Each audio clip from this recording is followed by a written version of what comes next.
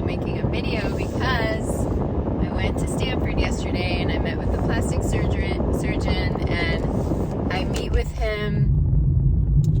Are my nails cute? I meet with him every year, like as a follow-up. So I met with him a year ago and then I went yesterday, and when I went a year ago, I talked about really disliking the concavity in my chest and not liking the, what did he call this? The pec. Yeah, I guess it's just the pec muscle is like, you know, kind of bulgy. He said that was normal. We talked about doing injections, which are something like a Botox. It's some sort of filler, Rejuven, something like that.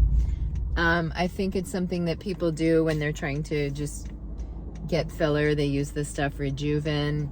That was like one option. We talked about liposuctioning. This part I don't like. But what we didn't really talk about was liposuctioning my belly.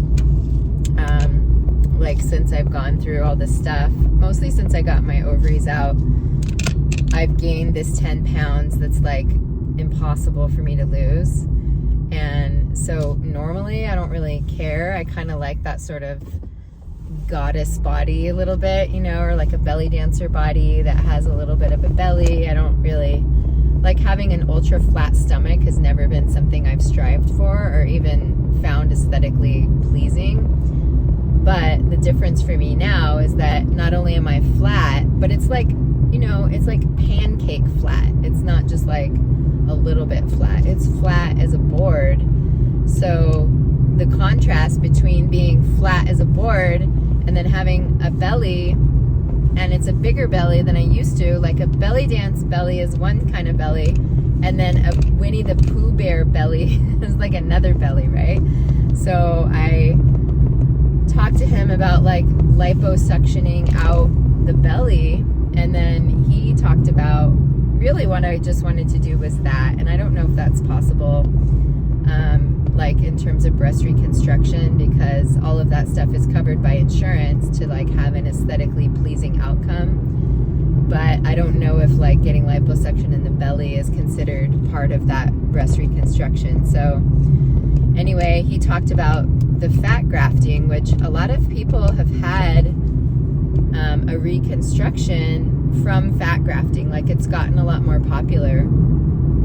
And it's something that I remember someone mentioning to me a few years ago, and I was just like not up for even really the discussion because I was just so tired of everything I had gone through, and I didn't want to undergo any more, you know, events of that nature. So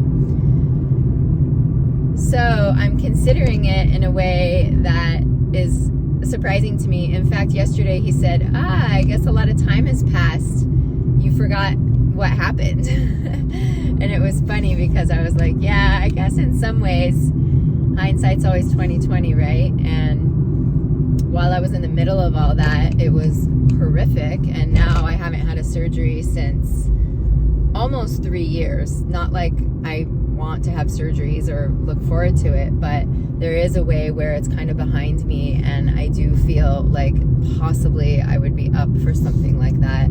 I don't know what it would do to my platelets. Like right now, I've been really stable with doing this subcutaneous immunoglobulin infusion each week, which is keeping my platelets up in the normal range. So all he cares about is that my platelets are over 100,000, and they have been, no problem. So that's super encouraging. What is that?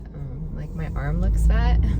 God, I guess I have this fat thing I didn't used to have, but I'm 48. I'll be 49 this year, so I guess those things catch up to us. Wow, there's a lot of tree cutting happening where I live because I live amongst the trees, and we always have issues with fires or the weight from snow, and trees are just like a situation we have to deal with a lot around here. So I don't even know if I made a video since I had the last chest CT, which showed like nothing remarkable. So there's not a lot to say. So far, I'm staying cancer free, and I'm so excited about it, of course.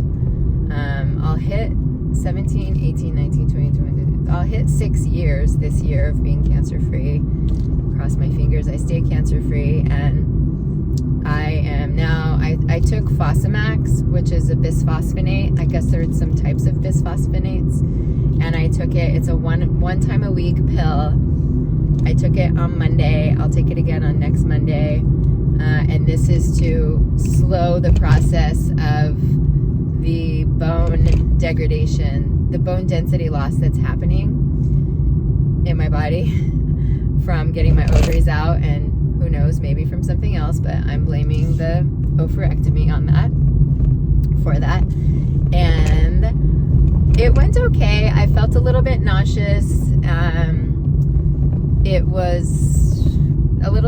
I was a little afraid because there's precautions, like you can't lay down and you can't have any food or drink. And someone did tell me like one horror story of like someone laying down and then this medication like burning a hole in their esophagus or something like that. And I'm like, oh my God, sounds really intense. So my plan is to either take it every other week, not at first. At first I want to give it a chance to work and strengthen my bones because I do feel some soreness. I've been hitting the gym pretty hard and pretty well for a while now, at least a few months.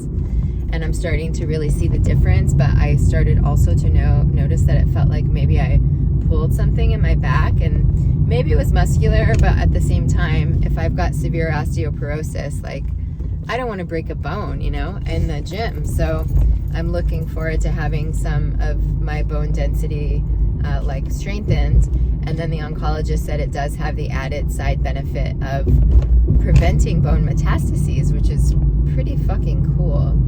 So that's great. I'm excited about that because sometimes when I go out on a hike or do something like that, I am afraid. I am thinking about like, what if I fall? If I fall and break a bone, I know how much more difficult it gets to heal, you know, injuries and stuff like that happen as we get older. And so I really want to do my best to prevent any kind of bone breakage, so that I don't need to like have that worry, because also cancer tends, from what I learned, cancer tends to happen in a place where inflammation is, and inflammation can happen, you know, from broken bones and stuff like that. So anyway, I'm kind of excited because even if I just do this one liposuction in my gut, like I think I'm going to be pretty happy with less of a gut. I mean, who wouldn't want that? And then because of this stupid menopause fat that sucks, and then like, you know, I guess they'll fat transfer just to try to make things a little bit more smooth in the breast area. But I'm pretty sure if I wanted to have like a little bit of a buildup of a breast, I could. But the thing of that is, as far as I know and understand, is that it'll only be like a visual thing with clothes on. Like still visually without clothes, I think it'll look weird. And there'll be like there won't be sensation there. It's not gonna like increase the sensation, so it doesn't give me that benefit. So I don't know that I would like carry it so far as to like try to build a breast, you know, maybe just smooth things out. But it's possible. So basically it's like a 1 week of it sucks after having the surgery, and then 6 weeks of, you know, it sucks meaning like in pain and like bruising and oozing and just shitty feeling. And then it's 6 weeks of having to wear like a binder. So I'm actually looking at scheduling it like maybe sooner than later, because where I live, it's end of April now, and it gets like blistering hot here during the, you know, end of summer. Mid and late summer is like brutal. And she was recommending like, you might not want to be wearing a hot, tight fitting binder during really hot months. So I'm thinking about doing it sooner than later, like almost ASAP. Isn't that crazy? I can't even believe it. 3 years ago me would have been like, are you fucking kidding me? You know, but now I'm just like, I want to like look and feel good in my body. I've been through so much, and the fact that I have this option and it's not going to cost me $20,000 out of my pocket to do or more, I know, I feel fortunate to be able to have the option. So I'm really thinking about it. I called the scheduler to find out, like, okay, what's his schedule like? Because he said it would take an hour. He basically said he could fit me in. It's outpatient. This is like not a big deal. But one thing I don't recommend is like going to YouTube and watching liposuction videos, because it is disturbing and disgusting. The way they stick the probe in and they're just like, they're just like gutting it. They're just like gutting you. I mean, oh my God, it looks so inhumane and so like abominable. Abominable? Yeah, that's the word. So I'm like, okay, not watching those because I don't need those images in my head. But yeah, it's so interesting, huh? It's like, oh my God, I can't believe I'm even thinking about this, but here I am. Never say never, right?